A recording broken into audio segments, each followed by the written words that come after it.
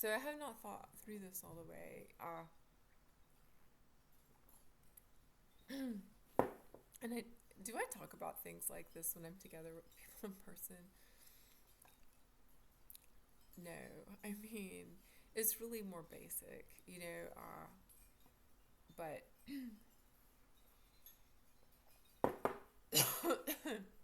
but I want to talk about this. All right, so when someone is grandiose, all right, so there's a problem with grandiosity, and what is grandiosity? I mean, is it different things to different people? What is it? If I think about being clairvoyant, I mean, I don't know everything. I don't see everything. Sometimes I am not sure how to interpret things where I might feel something, I might see something, and I have to remind myself, all right, just notice it. And when I did readings, I did not tend to try to interpret for my clients. I described. I mean, if I were reading cards, then yes, I would read the cards, and that is interpreting cards. But if I were doing a reading where I'm doing it without cards, then it was more communicating, and then if someone asked the meaning of something, then that could actually be hard for me because I felt like communicating that should be enough for that person to understand enough, but sometimes it isn't. And I'm not gonna say that I was always accurate either. Although I got enough validation to feel pretty confident. All right, so being clairvoyant doesn't mean knowing everything. It doesn't mean, and if I think about the use of certain drugs, and I don't know because I haven't. What have I done? Drunk alcohol. Smoked pot, but not in a bunch of years. And not ever real regularly. And I mean, what does that do? It maybe has a different effect for different people. I mean, I just liked being around stoners, and I would get a contact buzz, and I always thought that was empathic. And then later on, I was like, well, maybe it was from breathing stuff too. But what did I do? I ate brownies one time, and that was a horrible experience where my heart, I was like, if I have something happen with my heart, I'm not going to be able to drive to the hospital. I mean, it was really bad. I was too, what can I say?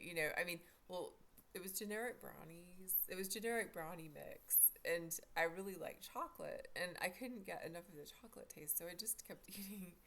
I just kept eating them, and and I kind of thought I might die. It was not good. But is that a drug? I mean, well, it's used like it is. Some plenty. And what else? I mean, other things. It's like no, absolutely not. And I was forced on drugs. I was forced on drugs that could have caused serotonin syndrome together, and also a drug that is an addictive drug. And I think I have mentioned before waking up after I was discharged and waking up having nosebleeds, and that was not good. And I think she adjusted the level of something, and I'm not ever going to be okay with what was done to me. It was not okay. But um anyway, so yeah, so grandiosity, what is it exactly? If what I was thinking is that there might be some drugs that make a person think they can do anything. I know for me, caffeine, I don't drink caffeine because of my heart, because it makes my heart beat out of rhythm, but also it can make me feel like, wow, I feel like I could jump off a building and be okay. It's euphoric, and to me, it's feeling anything euphoric is just not good. So, even though I will say, I think is someone my age, but even when I was younger, I mean, even as a child and having braces, that's some chronic pain, the whole time the braces are on, but as an adult, I feel like chronic pain is kind of normal for adults. It slows us down, and it should. All right. And then we notice things that we might not notice otherwise, and things like that. But, but even if I'm in real bad pain and I take an ibuprofen, then the pain relief actually, I'm like, wow, I feel so good. And, is that euphoria? I mean, no, but it's a level of wow. I mean, I feel better, because I do live with a level of chronic pain,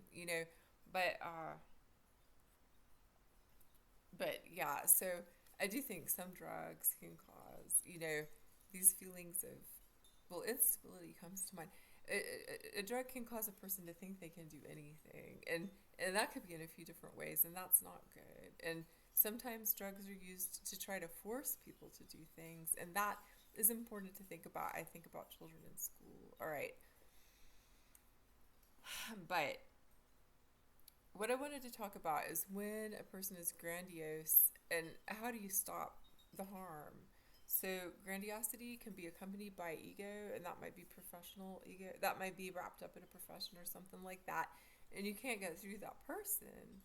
And that person there might be other things that contribute to whatever that person is experiencing. Maybe high anxiety to where that person thinks they can do anything, But grandiosity and ego together, I mean, how do you stop someone when those two things go together? And do I want to use the word ego? I mean, I'm just talking about I'm so big and so important, and I mean, I know everything, and I mean, how many people are like that?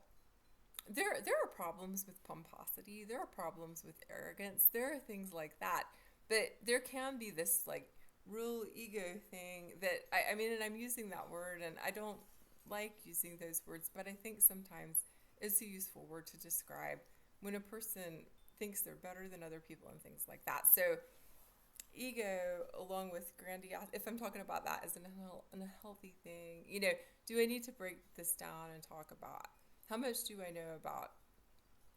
Well, first of all, Freud snorted coke, but egoid and superego. I mean, if those are in balance, well, do those even exist? That's an idea. Those are ideas. All right, and where did they come from, and how useful is that? And that's just one more thing to sort of make a person go through learning and having to pass tests and things like that.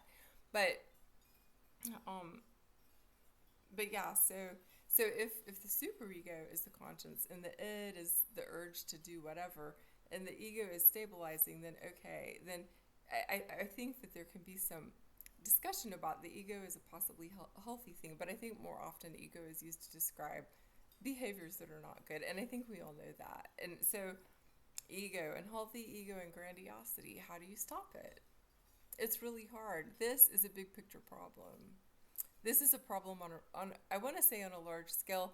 It might be a problem that permeates through society, but I'm talking about there are persons with this, ego and grandiosity that are just doing extreme harm. And if we think about a more day-to-day example of that, then what do you do? I mean, sometimes you're being harmed by that, and when you're being harmed by it, what can you do? If you can do anything at all, and that kind of speaks to that big picture thing too, I think. But what for me, what do I do? Avoidance, talking back. There are things like that, or just sort of like, all right, here's this big blobby ego thing, and here's this whatever, and it's like, okay, I mean, but adults should be able to get along. People should be able to get along with each other, and that big blobby ego thing. How do you help a person? Sometimes help a person restore their dignity. Without if we want to talk about grandiosity, and if we want to talk about where a person, if I think about anxiety and substance abuse and things like that, and what I don't know exactly, I don't like the DSM, and I did not like diagnostic categories, but if we think about the bipolars, bipolar 1 and bipolar 2, all right, I mean, and I think these things can tend to blend into each other. So bipolar 2, I also think borderline. All right, so, but, and who decides what? But if we think about someone who is described or diagnosed with bipolar 1, well, first of all, it's really important to think about what is what are this person's life experiences that are causing a high level of distress, behavior, and things like that. And I really think looking at trauma is the answer to these things. When you have someone doing harm, well, yeah, there's real bad trauma in the past, and different people have a different response to different trauma. Drugs can contribute to behaviors that take that in a direction that is potentially more harmful. All right, so, but but thinking about, so if we want to think about, and can I talk about this? If we want to think about someone that might have been diagnosed with bipolar 1, all right, and if we think about that person's life experiences, and we think about trauma in that person's life, and if we think about what's going on around that person that could be causing or is causing stress, and sometimes people just don't see it, and if we think about all the traumas in that person's life, and I don't want to say developmentally because that just makes a child into a thing, really, but throughout that person's life, this trauma and that trauma, this trauma and that trauma, and things that a person can't think about. A person might use substances to try to manage the stress, the anxiety, and these things like that. That anxiety might look like what is described as bipolar. There might be other things that have contributed to anxiety. So, for example, a breathing disorder to a child. I did see a research article that talked about childhood asthma is contributing to anxiety disorders in adults. So, so if we want to think about what is sometimes diagnosed as bipolar 1, a certain sets of behaviors and things like that, and but also thinking beyond that. All right, so this person has been diagnosed with bipolar 1. Let's look at all the trauma, and if this person's being real obnoxious, that is challenging. But some of the what can be described, I think, as possible grandiose behavior and ideas that go along with that. Is that always, or is that sometimes? In my experience, I have seen that. All right, so that can really be very hard for anyone around. Really hard for anyone around it. Perhaps that person, if that person is having, what if it's intuitive experiences that are mixed up with these other things going on, substance abuse, anxiety, and perhaps being labeled in the past or diagnosed in the past with something like that. Maybe a person actually does see something intuitively and people are ignoring them and things like that. But some of that is coming to mind as far as grandiosity. I mean, what is grandiosity? But I think what I'm talking about is when someone is like, I am so important and I can do anything, and and I think we all can think of examples of that. All right, and then when that is along with this ego of those two things go together. I mean, how do you stop it? I'm starting to feel like I'm just rambling, and it's not gonna sound like anything except nervous rambling, perhaps. But is it nervous? I mean, I'm trying to put something into words about a phenomenon that's going on. So I don't want to get too. I don't want to get to make this too long. How about that? But but thinking about things that are socially normal. So since I moved down here, there's been really weird stuff having to do with Hollywood, and it's like I don't know what the hell that's about because that ain't my thing. I mean, I am not a Hollywood person. Yeah, I have watched movies, and but what I started thinking about more before I even moved from Tennessee is what goes on behind the scenes. I'm curious about that, and I'm not talking about personal things in people's lives, but what goes on behind the scenes? How is this made? And so I don't watch things anymore. But I feel like when I moved down here, I'm like, there is something real off.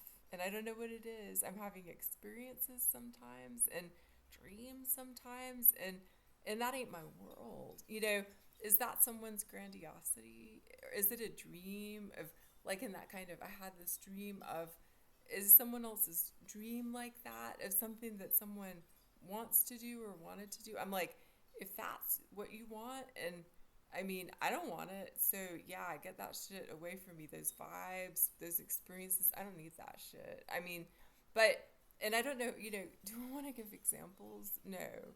That it's just like, all right, so, and there could be some of that, I guess, because Atlanta has kind of become that.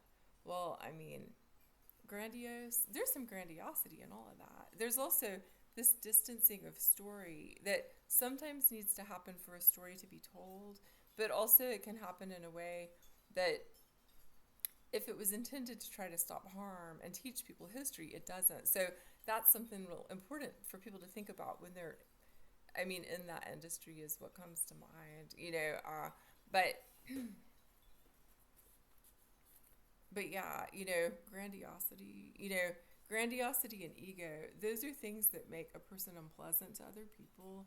And that is going on in positions that where it has to be, something has to happen to stop the harm from that. So I know I'm rambling, but I just thought I would talk about it for a few minutes. And I do think this is really something to think about, like, that. So anyhow.